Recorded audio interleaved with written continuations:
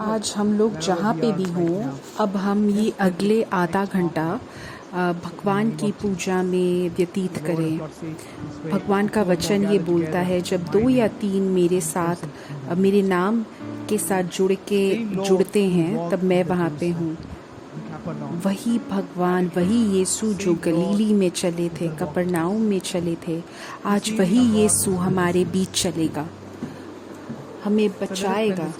तो अब हम अगले इस आधे घंटे को यीशु की पूजा करने में, उसको महत्व देने में करें। आइज़ाया में बोलते हैं कि जो भगवान के लिए इंतज़ार करते हैं वो उड़ेंगे। वो हमारे भगवान हमारे साथ है। जो भी भगवान के लिए इंतज़ार करेगा वो एक ईगल की तरह उड़ेगा। भगवान वही है जो आज, कल और आने वाले कल में भी एक जैसा रहता है।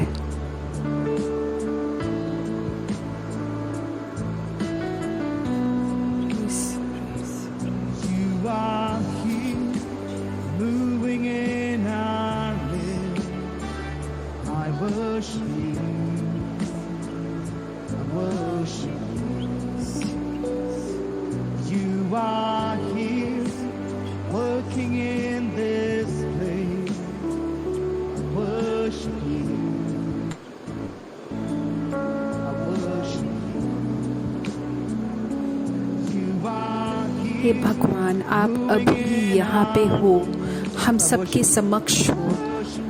मैं आपकी पूजा करती हूँ, मैं आपकी पूजा करती हूँ।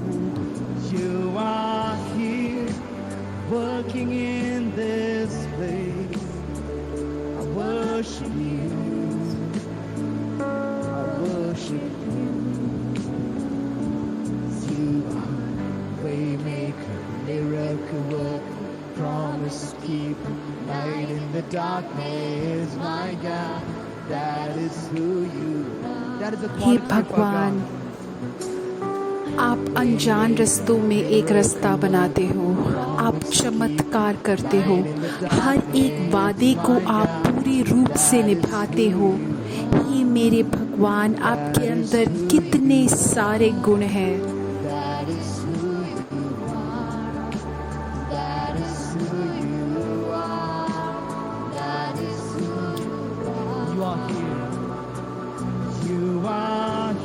आप अभी हमारे समक्ष हो। हम सारे लोगों के हृदय को आप विशेष रूप से छू रहे हो। मेरे हृदय को अभी आप विशेष रूप से छू रहे हो। मैं ये विश्वास करती हूँ। आप हम सबके हृदय के टूटेपन को जोड़ रहे हो, हम सबको चंगाई दे रहे हो।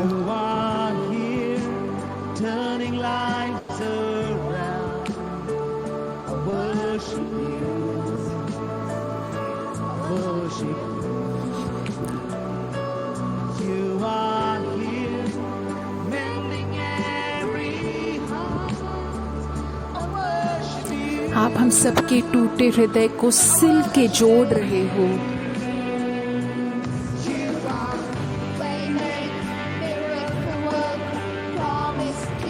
अनजान रास्तों में आप रास्ता बनाते हो। आप चमत्कार करते हो और आप हर एक वादा निभाते हो।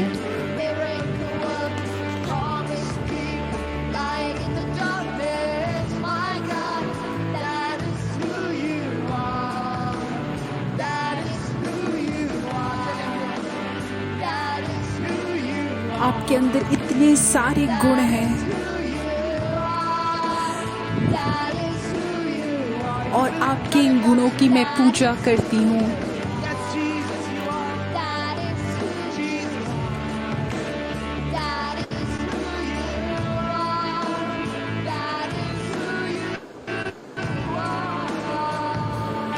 हालेलुया, हालेलुया मेरे यीशु, हालेलुया मेरे यीशु, हालेलुया मेरे यीशु, हालेलुया मेरे यीशु, हालेलुया, हालेलुया, हालेलुया।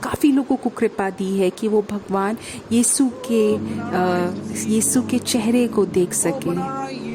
हे मेरे यीशु, हम सबके आँखों को खोल दीजिए कि हम आपको देख पाए। हम सबके कानों को खोल दीजिए कि हम आपके स्वर को सुन पाए। एक नदी की तरह भगवान की शांति अभी बह रही है हम सबके जीवन में। हमारे भगवान कितने शक्तिशाली हैं, कितने शक्तिशाली हैं कि वो हम सबको ऐसे ही बचा लेते हैं। अभी भगवान की कृपा को स्वीकार करो, यीशु के नाम से स्वीकार करो। धन्यवाद मेरे यीशु, धन्यवाद मेरे यीशु। हम आपको सारी महिमा देते हैं। हम हमारे हृदय को माता मरियम के पास समर्पित कर दें। हे माता मरियम, हम सबको आप शक्ति दीजिए कि हम सब पेंटकोस्ट के लिए हम अपने आप को तैयारी कर पाए।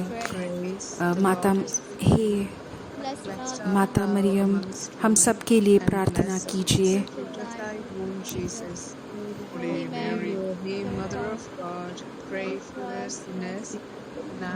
जय है मेरी अनुग्रह से भरा यहोवा तुझसे है, महिलाओं में धन्य है और धन्य है तेरे गर्भ का फल यीशु। होली मेरी माँ भगवान से हमारे लिए प्रार्थना पापियों, अब और हमारे मौत के समय आमीन। अब हम यहोवा जॉन चैप्टर 10 से काम के पढ़ रहे हैं। आपके पास जब समय मिले तो आप सोने से पहले जॉन चैप्टर 10 को पढ़ो, वर्सेस 1 से 21 तक। अगर पवित्र आत्मा आपको प्रेरित करता है तो पूरा ही चैप्टर अध्याय आप पढ़ लीजिए। यीशु हमसे बता रहे हैं कि वो एक अच्छे चरवाहे हैं। वो अपने भेड़ों को सारे खतरों से हटा देते हैं। वो हर एक भीड़ के लिए वो बहुत ही ज़्यादा सोचते हैं। वो दिन रात वो सिर्फ तुम्हारे बारे में सोचते हैं। उनके पास और कोई काम नहीं है। वो सिर्फ हमारे बारे में, हमारी अच्छाई के बारे में सोचते हैं। वो हमसे कितना अधिक प्रेम करते हैं। अब मेरे दोस्तों, हमें चरवाहे का मतलब हमें समझना ज़रूरी है। पुराने भाग में, बाइबल के पुराने टेस्टामेंट में और नए टेस्टामेंट में चरवाहे का मतलब का अंतर हमें समझना ज़रूरी है। पुराने टेस्टामेंट में मूसा को भगवान ने एक चरवाहे के जैसे उठाया था। दाऊद को भगवान ने चरवाहे की तरह उठाया था। साम्स चैप्टर 28 में दाऊद बताते हैं कि भगवान उनके चरवाहे हैं। इसके जो पीछे का मतलब है वो ये है कि जब दाऊद बहुत छोटे थे तब वो एक चरवाहे थे और उनको भगवान ने चुना था कि वो इस्राएल को आगे लेके जाए। जब साउल राजा थे तब भगवान ने दाऊद को चुना था। बाइबल में ऐसे लिखा है कि जब साउल राजा थे लेकिन भगवान ने उन सबको आगे बढ़ाया था। और चरवाहे का वो जो पूरा जो लिखा हुआ है चरवाहे शब्द का अर्थ ये है कि वो अपनी भेड़ों को आगे लेके जाएगा, हर एक खतरे से आगे लेके जाएगा। नंबर्स में लिखा है कि मूसा एक चरवाहे थे, लेकिन जब मूसा ने पाप किया और जब वो भगवान से दूर चले गए तब भगवान ने जोशुआ को चुना। नंबर्स चैप्टर 27 में हम देखते हैं कि भगवान ने जोशुआ को चुना। कौन आगे लेके जाएगा मेरे लोगों को, कौन आगे लेके जाएगा। तब भगवान ने उनसे बोला कि जोशुआ को बोलो उनके साथ लेके जाने के लिए। दाऊद को भगवान ने चुना था कि वो इज़राइल को बहुत बड़ी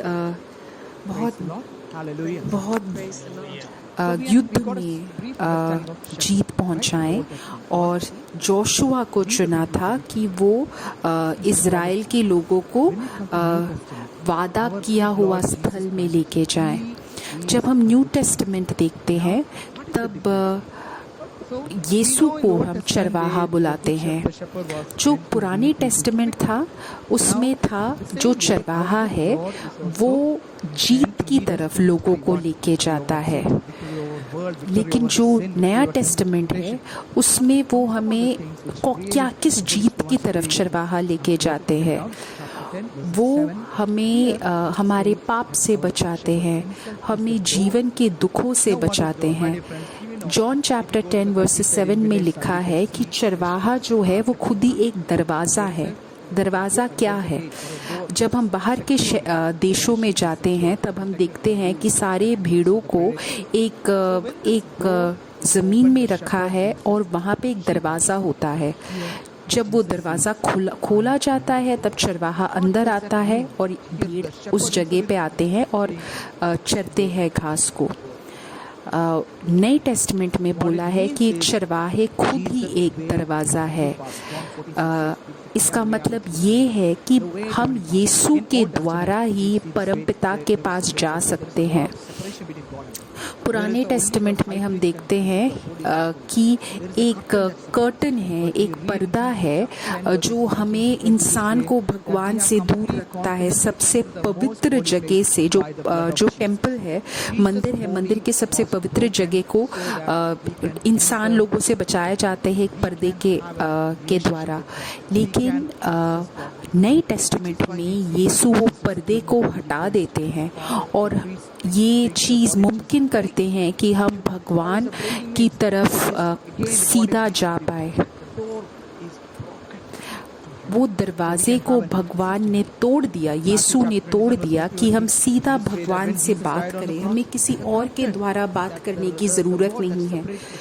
जब यीशु की मृत्यु हुई क्रूस में, उस समय मंदिर का जो पर्दा था वो ऊपर से नीचे फट गया। उसका मतलब क्या है कि हमारे पास पूर्ण स्वतंत्रता है कि हम कभी भी परम पिता को हमारे पिता बुला सकते हैं।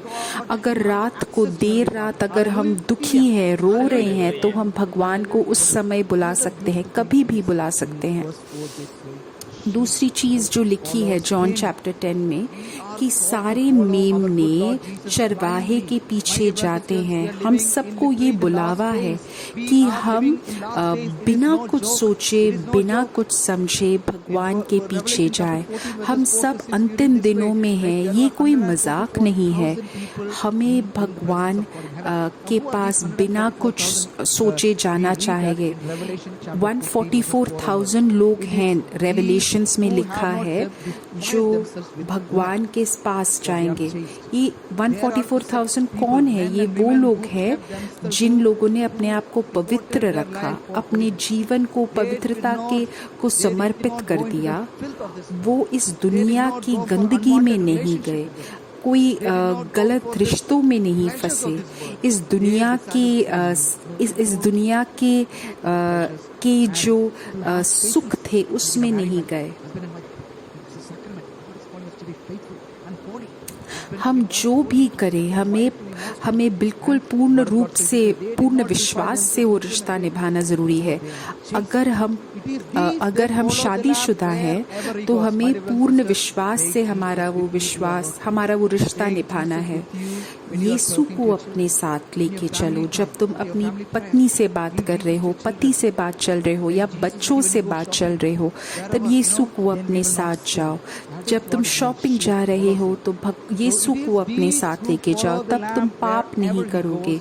तो जो भेड़ हैं वो अपने चरवाहे के पीछे जा रहे हैं हमेशा। और ये जो रेवलेशंस में जो भेड़ बोल रहे हैं उनके अंदर कोई पाप नहीं है। और मैं प्रार्थना कर रहा हूँ कि हम सब वो 144,000 के अंदर हो।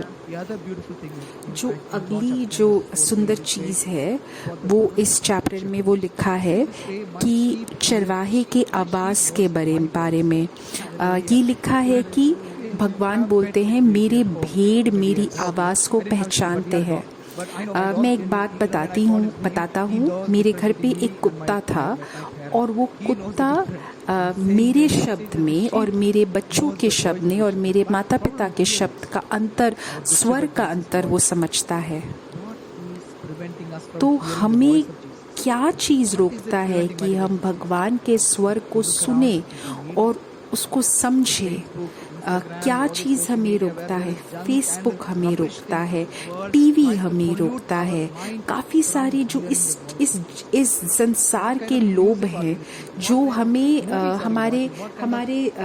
हमारे मस्तिष्क को बिल्कुल प्रदूषण से भर देते हैं। हमारे दोस्त कौन हैं जिनके साथ हम घूमते हैं? क्या है जो हमें हमारे भगवान के शब्द स्वर सुनने से हमें रोकता है? बाइबल में लिखा है कि पूरी दुनिया शैतान के चंगुल में है।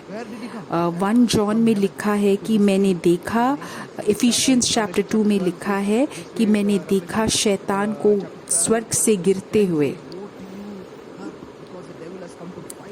बाइबल में लिखा है कि हे संसार, हे पृथ्वी, तुम्हारे ऊपर तुम्हें शैतान है। काफ़ी बार हमें नहीं पता चलता है कि शैतान हमारे साथ है। हम भूल जाते हैं कि हमारे पास समय कम है और शैतान लेकिन ये कभी नहीं भूलता कि समय अभी कम है और वो हमेशा हमें अपनी तरफ आकर्षित करने की कोशिश करता है। काफ़ी बार शैतान अपने आप को एक अच्छा इंसान के भेस में आता है और हव्वा को भी तो वही हुआ था। सबसे पहले जो पाप है वो हमारे मन में पैदा होता है, हमारे मस्तिष्क में पैदा होता है। सबसे पहले शैतान हमारे मस्तिष्क को ही पकड़ता है। युद्ध का क्षेत्र हमारा मस्तिष्क है, हमारा मन है। हमें हमारे मन को नया बनाना है। हमें हमारे मन को इस संसार की गंदगी से दूर करना है। हम अपने मन को कैसे शुद्ध बना सकते हैं? जब हम हमारे शरीर को एक बिल्कुल समर्पित कर दें। अगर तुम्हें कोई गाली देने का मन कर रहा है तब अपने जीभ को समर्पित करो। अगर तुम्हारे दोस्त कुछ गलत बोल रहे हो तो अपने कान को समर्पित करो और पवित्रता के लिए बोलो। जब हमारा मस्तिष्क यीशु में है तब हमें हमेशा याद रहेगा और हम हमेशा भगवान के बारे में सोचेंगे और उनकी शांति अनुभव करेंगे। जो हमारे पास सिर्फ एक ही यंत्र है, एक ही हमारे पास चाकू है, वो है भगवान का वचन। भगवान का वचन वो तलवार है, एक ही तलवार है हमारे पास। हमारे मन को हम सिर्फ इस भगवान के वचन से ही हम शुद्ध कर पाएंगे। काफ़ी बार हमें शायद कुछ समझ ही नहीं आया हम क्या पढ़ रहे हैं, लेकिन फिर भी पढ़ो। वो जो भगवान का वचन है वो हमें हमेशा शुद्ध बनाना लगेगा। इंसान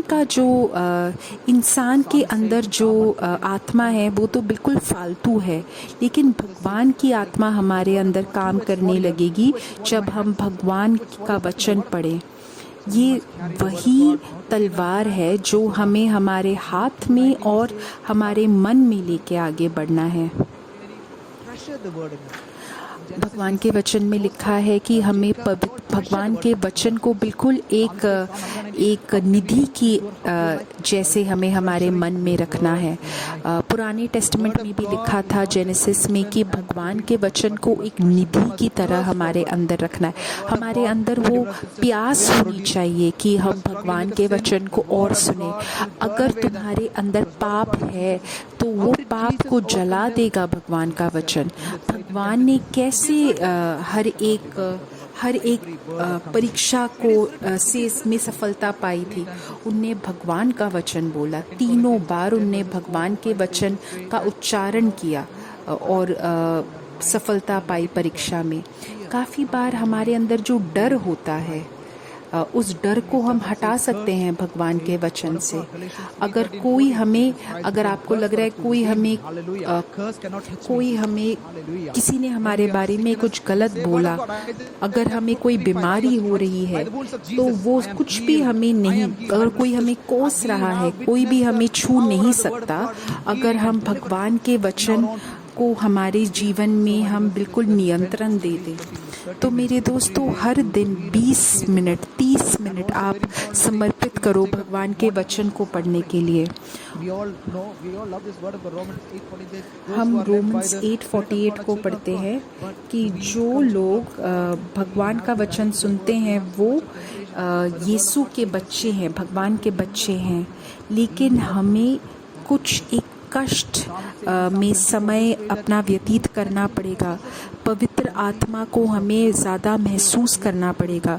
भगवान के वचन में लिखा है, कौन भगवान के समक्ष बैठ सकता है जो पवित्र है। भगवान का जो क्रूस है वो एक चीज़ है जो हमें बहुत पास लेके जाता है। यहाँ पे कष्ट अनुभव करना बेहतर है, ना कि हम पर्गेटरी में कष्ट पाए। हम सबको मरना है एक दिन, लेकिन एक ही चीज़ हम कर सकते हैं कि हम स्वर्ग के लिए प्रार्थना करें। हम सब अभी पवित्र स्वर्ग के लिए प्रार्थना करें। हम सबको हमारा क्रूस उठाना ज़रूरी है। बहुत बार हमें दर्द होगा, हमें बहुत मुश्किल महसूस होगी, लेकिन भगवान की कृपा से हम क्रूस उठा सकते हैं। लिखा है, सेंट जॉन बियानी बोलते हैं कि कितनी बार मैं बहुत ही ज़्यादा दुखी होता हूँ कि मैंने ये शरीर के सुख के लिए मैंने इतना समय व्यतीत कर दिया। हम कितनी बार इस संसार के और इस शरीर के सुख के लिए हम समय व्यतीत करते हैं। मेरे दोस्तों, ये बहुत ही ज़्यादा ज़रूरी है कि हम हमेशा भगवान के वचन सुने, बिल्कुल डर से, बिल्कुल एक भय से और पूर्ण हृदय से। Hallelujah, hallelujah. John chapter 10 versus 14 बोलते हैं कि मेरे भेड़ मुझे जानते हैं और मैं अपने भेड़ को जानता हूँ। तो ये अपने आप से पूछो, क्या तुम भगवान को बिल्कुल निजी तरीके से जानते हो? क्या हम भगवान को जानते हैं?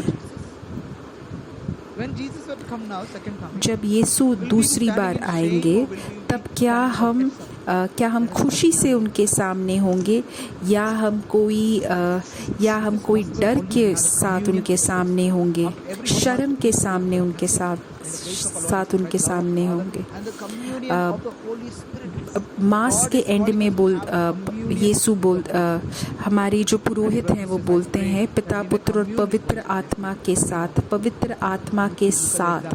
ये एक बहुत विशेष चीज़ है, हमें हमेशा पवित्र आत्मा के साथ होना चाहिए।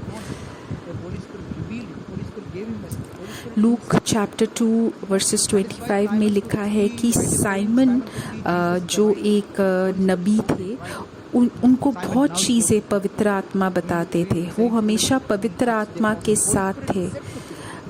Luke chapter 2